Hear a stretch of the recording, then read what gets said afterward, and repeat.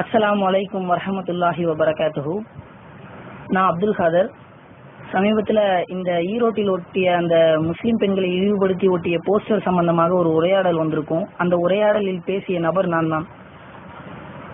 இதுல சில ஆதாரங்கள் இருந்தது. அந்த ஆதாரங்கள் கொடுக்காததுக்கு காரணம் என்னன்னு சொன்னா, நம்ம இளைஞர்கள் எதுவும் அவசரப்படக்கூடாதுங்கிறதுக்காகவும், இது காவல்துறை மூலியமாக சட்ட ரீதியாக எதிர்கொள்ள வேண்டும் என்பதற்காகவும் அது சம்பந்தமான எந்த ஒரு வெளியீட்டையும் அதுக்கப்புறம் வெளியிடவே இல்லை. இப்போது அதற்கான நிர்பந்தமும் கட்டாயமும் ஏற்பட்டிருக்கிற காரணத்தினால் அது சம்பந்தமான முழு ஆதாரங்களுடனான தொகுப்பை வழங்கியிருக்கிறேன்.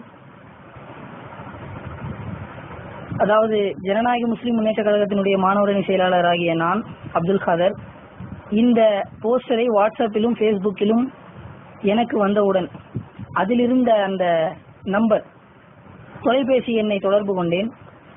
தொலைபேசி எண்ணை தொடர்பு கொண்ட போது ட்ரூ காலர் அப்படின்னு சொல்லிட்டு ஒரு ஆப் இருக்கு இல்லையா, அந்த ஆப்ல பூசப்பன் அப்படின்னு சொல்லிட்டு பேர் வந்துச்சு. அந்த நபர்கிட்ட பேசின உரையாடலை இப்ப கேளுங்க. ஹலோ ஹலோ, மிஸ்டே கால் வந்துருது. யாருங்க? மிஸ்டே கால் இல்ல, நான் தான் ஃபோன் பண்ணியிருந்தேன். ஈரோடு மாவட்டத்துல இந்து முன்னணி சார்பா முஸ்லீம் பெண்களை பத்தி அவதூறா போஸ்டர் போட்டிருந்தீங்க. அதுல உங்க நம்பர் இருக்கு, நீங்க தான் போட்டீங்களா? எந்த இடத்துல ஒட்டி இருக்குதுங்க? அது டீட்டெயிலோட வரல, போட்டோ செவுத்துல ஒட்டினதோட வந்திருக்கு.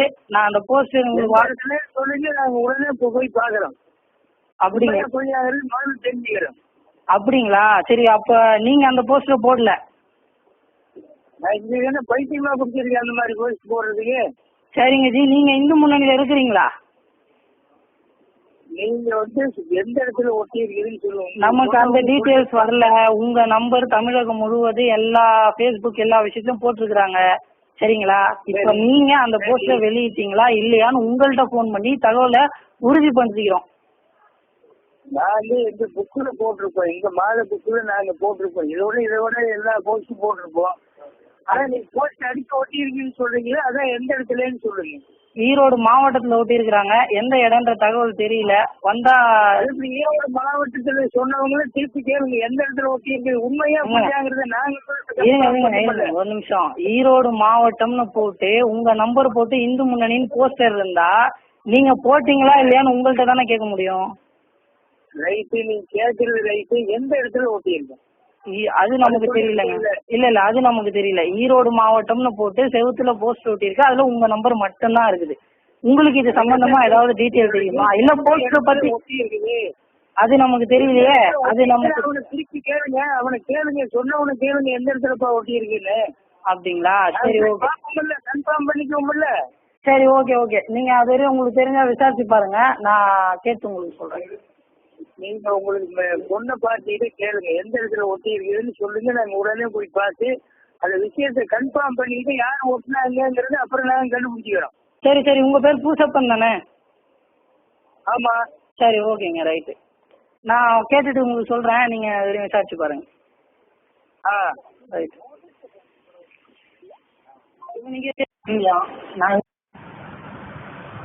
கேட்டீங்களா? இந்த பூசப்பன் அப்படின்னு சொல்லக்கூடியவர் சொன்ன விளக்கம் என்னன்னு சொன்னா, எனக்கு இது சம்பந்தமாக தெரியல, என்ன போஸ்டர் ஒட்டப்பட்டிருக்கு அப்படிங்கிற விஷயத்தெல்லாம் நான் கூடிய சீக்கிரத்தில் விசாரிச்சுட்டு சொல்றேன், உங்களுக்கு இடம் தெரிஞ்சா சொல்லுங்க அப்படின்னு சொன்னாரு. நம்மளும் சரி, தகவல் கிடைச்சா சொல்லுங்க அப்படின்ட்டு நிப்பாட்டிட்டோம். அடுத்து ஒரு 2-3 நிமிடத்திலேயே இந்து முருகேஷ் அப்படின்னு சொல்லிட்டு ஒருத்தர் கால் பண்றாரு. போன் பண்ண அவருடனான முதல் உரையாடலை இப்ப கேளுங்க.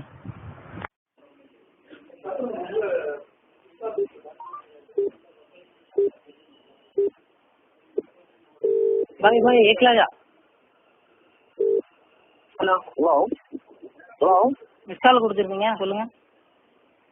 தம்பி, போஸ்ட் ஒன்று சொல்லி கூப்பிட்டு பேசுனீங்களா? எங்க போட்டு போஸ்டர்?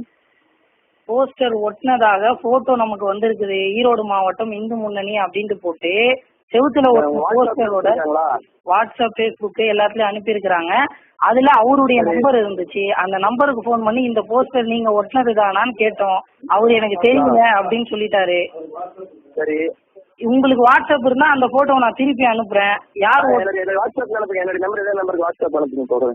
சரி, நான் இப்போ உங்களுக்கு வாட்ஸ்அப்க்கு அனுப்புறேன், நீங்க பாத்துறீங்க. அனுப்புங்க. ஏன்னா என்னன்னு தெரியாது, யார் ஒட்டிருக்காங்கன்னு தெரியாது, தெரிஞ்சதான் நான் பேச முடியும். இல்ல அது நான் வந்து நீங்க ஒட்டுனீங்களா இல்லையாங்க அப்படின்னு கன்ஃபார்ம் பண்ணிக்க தான் கேட்டோமே தவிர நாம ஒட்டுனோம்னா ஒட்டுனுங்கிற எங்களுக்கு பயமா, நம்ம ஒட்டினோம்னா ஒட்டு போறோம். சரி, போஸ்ட் ஒட்டாம ஊத்துருக்குன்னா ஒட்டணும்னா ஆமான்னு சொல்லியிருக்கேன். அதை பத்தி பயங்களே, தப்பு நடந்தா சுத்தி கட்டுறது எங்க வேலை. நாங்க தப்புன்னா ஆமா அடிச்சு எல்லா பக்கம் ஒட்டிங்கன்னா அடிச்சிருப்போம், நாங்க உலகத்துல நாங்க கூப்பிட்டு சொல்லுவோம், பேசுவோம். ஆனா நீங்க கூப்பிடுறது வந்து மாநில தலைவர் கூப்பிடுறீங்க. மாநில தலைவர்? ஏன்னா அவரு ஆமா அவர் நம்பரை தான் நீங்க கூப்பிட்டு பேசிட்டு இருக்கிறீங்க. அவர் நம்பர் கூப்பிச்சுன்னா அவருக்கு வியூஸ பாதியில போட்டிருக்கு, அவங்க கூப்பிட்டு எல்லா பக்கம் தகவல் சொல்றாங்க, வருதுல்ல. அப்படிங்களா? சரி, ஓகே. நான் உங்களுக்கு அந்த அவர்தான் வந்து மாநில துணைத் தலைவருங்க. மாநில துணைத் தலைவரா? சரி, ஓகே. இப்ப நீங்க அவருக்கு உடனே சேர்த்தா கூப்பிட்டு பேசுறீங்களா? அவருக்கு மாவட்ட பொறுப்பாளர் மந்திரி பொறுப்பாளருக்கோ கூப்பிடுறாங்கல்ல. சரி சரி, எல்லாம் கரெக்ட் தான். அதுல இருக்கிற அது யார் நம்பர்னு நமக்கு தெரியாது, அந்த போஸ்டர்ல நம்பர் நீங்க அந்த போஸ்ட் இந்த நம்பருக்கு எனக்கு வாட்ஸ்அப் போடுறோம், எனக்கு நான் பாத்துக்கிறேன். சரி, ஓகே ஜி, இப்ப அனுப்புறேன். நீங்க எந்த ஊரு? மாநில துணை. இந்த இந்து முருகேஷ் அப்படிங்கிறவர் வந்து ஃபர்ஸ்ட் பேசின உரையாடல் என்ன சொன்னாரு, நமக்கு வந்து வாட்ஸ்அப்ல நீங்க அனுப்புங்க அப்படின்றாரு. அது கூடவே சேர்த்து இன்னொரு தகவலையும் சொன்னாரு, நம்ம வந்து தவறுகளை எதிர்க்கக்கூடியவங்க, இந்த போஸ்டர் ஒட்டணும் அப்படின்னு சொன்னா எங்களுக்கு எந்த பயமும் இல்ல, ஒட்டணும்னு சொன்னா நாங்க தான் ஒட்டணும்னு சொல்லுவோம், ஆனா என்ன போஸ்டர்னு தெரியாம சொல்ல முடியாது இல்லையா, அதனால நீங்க வாட்ஸ்அப்ல அனுப்புங்க அப்படின்னு அவர் சொன்னார். அவருடைய ப்ரொஃபைல் பிக்சர் வச்சிருந்தது வந்து உங்களுக்கு டிஸ்பிளே ஆகும்னு நினைக்கிறேன். அவருடைய ப்ரொஃபைல் பிக்சர் இது, இந்து முருகேசனுடையது. அடுத்ததாக அவருக்கு வாட்ஸ்அப்ல அனுப்பியாச்சு. வாட்ஸ்அப்ல அனுப்பி சரியாக ஒரு 2-3 நிமிடத்துல அவர் அந்த போட்டோவை பார்த்துட்டாரு, அந்த போஸ்டருடைய போட்டோவை பார்த்துட்டாரு. பார்த்ததுக்கு பிறகு நமக்கு கால் பண்றாரு. அப்ப கால் பண்ணது அவருடனான கடைசி உரையாடல். இந்த ஆடியோல என்ன உரையாடல் நடந்ததுன்னு கேளுங்க.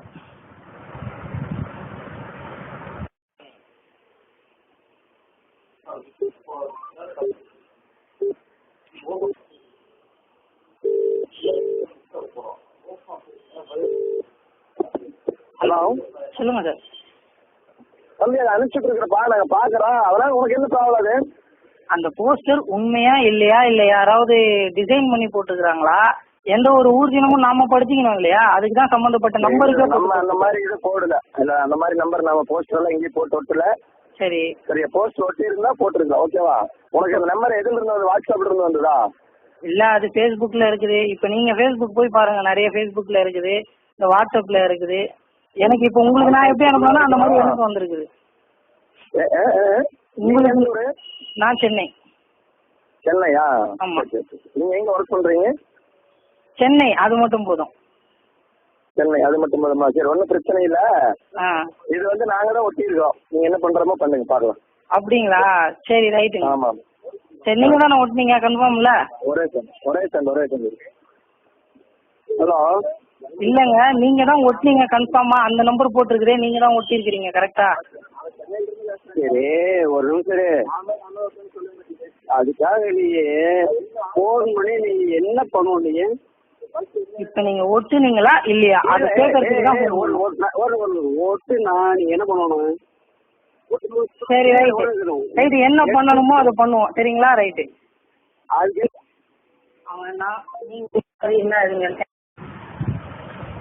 ஆக அந்த போஸ்டரை ஒட்டுனது நான் தான். இதுல உங்களுக்கு என்ன பிரச்சனை? ஒட்டினா உங்களால என்ன செய்ய முடியும்? அதுல நம்பர் இருந்தா போன் பண்ணுவீங்களா? என்ன செய்ய முடியும் உங்களால அப்படின்ட்டு கேக்குறாரு. இந்த போஸ்டர் ஒட்டுன விஷயமும் இவர்கிட்ட இருந்து பேசின அந்த உரையாடலுடைய ஆதாரத்தை அடிப்படையா வச்சு உடனே வந்து நம்ம எஸ்பி ஆபீஸ்க்கு, ஈரோடு டிஸ்ட்ரிக்ட்ல இருக்கக்கூடிய எஸ்பி ஆபீஸ்க்கு முதல் கம்ப்ளைண்ட் மாதிரி முதல் நடவடிக்கையாக அனுப்புறோம்.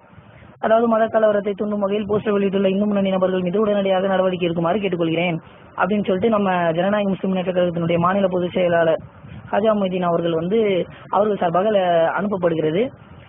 அனுப்புனதுக்கு அப்புறம் மறுநாள் காவல்துறை கூடுதல் இயக்குனர் அவர்கள்ட்ட சென்று இது சம்பந்தமாக முழு விவரத்தை சொல்லி, அதுல வந்து இந்த நபர் வந்து நான் தான் ஒத்துக்கிட்டேன்னு சொல்றாரு அப்படின்னு சொல்லிட்டு அவருடைய பேரையும் போன் நம்பரையும் குறிப்பிட்டு கொடுத்துட்டு நம்ம கம்ப்ளைண்ட் கொடுத்தோம்.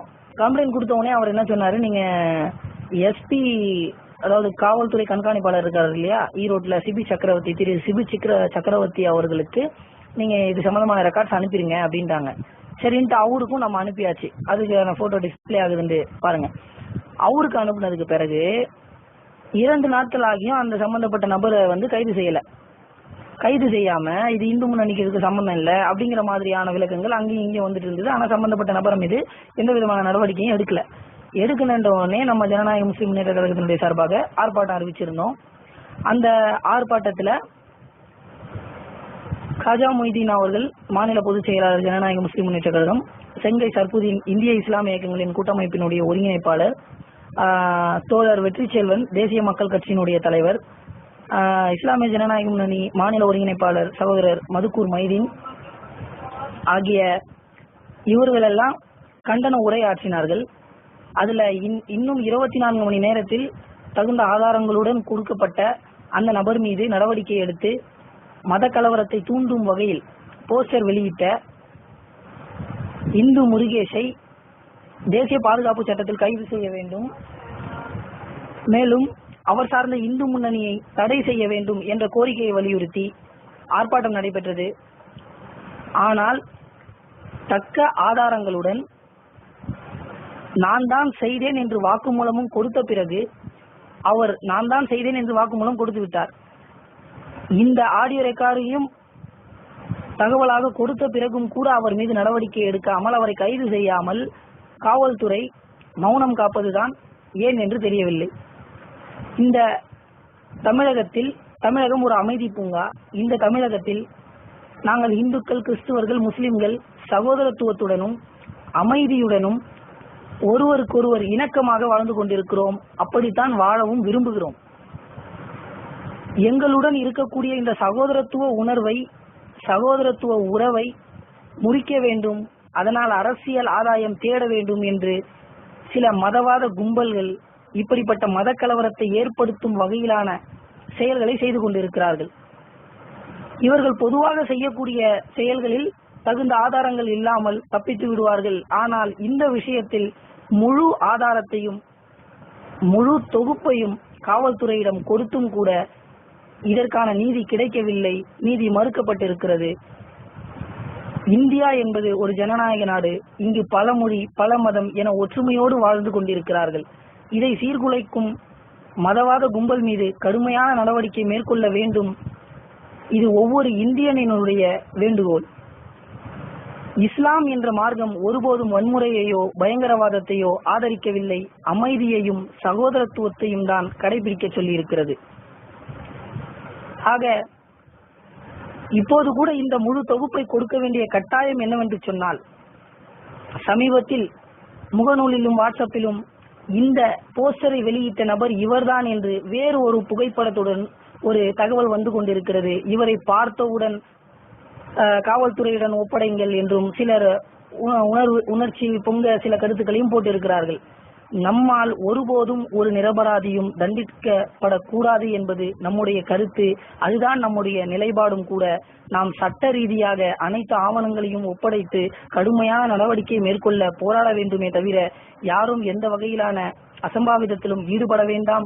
மேலும் இது சம்பந்தமாக அனைத்து தகவலையும் கொடுத்திருக்கிறேன். இதை அதிகப்படியாக ஷேர் செய்யுங்கள். இந்த உண்மையை உலகிற்கு உறக்கச் சொல்லுங்கள். இந்த ஆதாரங்கள் அனைத்தையும் தொகுத்து வழங்கிய பின்பும் கூட அந்த பயங்கரவாதியின் மீது உரிய நடவடிக்கையை மேற்கொள்ளவில்லை என்று சொன்னால் நிச்சயமாக இன்ஷா அல்லாஹ் தமிழகத்தில் இருக்கக்கூடிய அனைத்து முஸ்லிம்களும், அனைத்து முஸ்லிம் அமைப்புகளும், அனைத்து முஸ்லிம் இளைஞர்களும் ஒன்று கூடி மிகப்பெரிய அளவிலே எங்களுக்காக நீதி கேட்டு போராட்டத்தை நடத்துவோம் என்பதனை வன்மையான கண்டனத்துடன் இந்த இடத்திலே சொல்லிக் கொள்கிறேன். மேலும் இந்த தொகுப்பு ஈரோடு காவல்துறை கண்காணிப்பாளர் திரு சிபி சக்கரவர்த்தி அவர்களுக்கும், தமிழக முதல்வர் அவர்களுக்கும், மக்களின் முதல்வர் அவர்களுக்கும் பார்வைக்காக எடுத்து செல்லப்பட்டிருக்கிறது. கண்டிப்பாக மக்களின் முதல்வர் தமிழகத்தில் மதவாதத்தையும் மத கலவரத்தையும் ஏற்படுத்தும் நபர்களின் மீது உரிய நடவடிக்கை மேற்கொள்ளுவார், மதவாதத்தை ஆதரிக்க மாட்டார் என்ற நம்பிக்கை இருக்கிறது. இன்ஷா அல்லாஹ் துஆ செய்வோம். அஸ்ஸலாமு அலைக்கும் வரஹ்மத்துல்லாஹி வபரகாத்துஹு.